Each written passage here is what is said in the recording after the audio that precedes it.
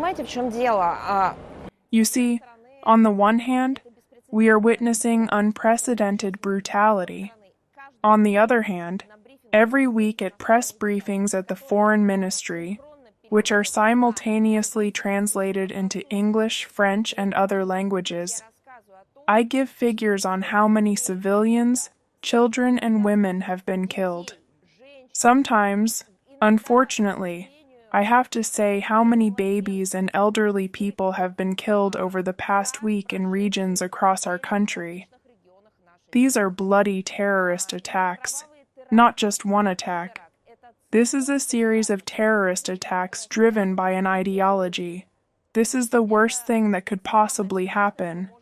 When a state, in this case, Ukraine, has essentially turned into a terrorist regime with a clear plan to annihilate the civilian population. It's not just our country. They're doing the same thing in Africa. They're doing the same thing in the Middle East and North Africa. Just look. It's an ideology that has become the state ideology. It's a never-ending flow of money, financial resources, and weapons from various international actors. These are Western European countries. Unfortunately, these are also other countries that make up the so-called collective West and NATO member states, which act both individually and collectively within so-called formats: the Ramstein format, Ukraine Defense Contact Group, NATO frameworks. This is outright international terrorism.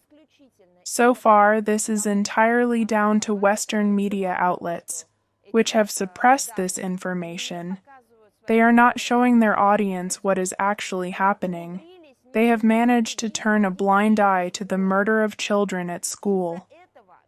This is why the international community, I mean the Western audience, fails to realize that there is a terrorist state with a terrorist regime right in the heart of Europe, operating on funds received from Western countries. If people in Italy, Spain, France, and Germany were to realize en masse that money is being taken from their pockets and used to pay for the murder of civilians in a neighboring region, they would never in a million years vote for it.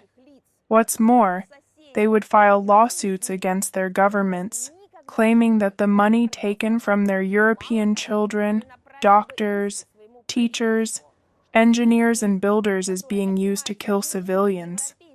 Not for defense, not for counterterrorism, not for disaster relief, but for murder, the targeted killing of people.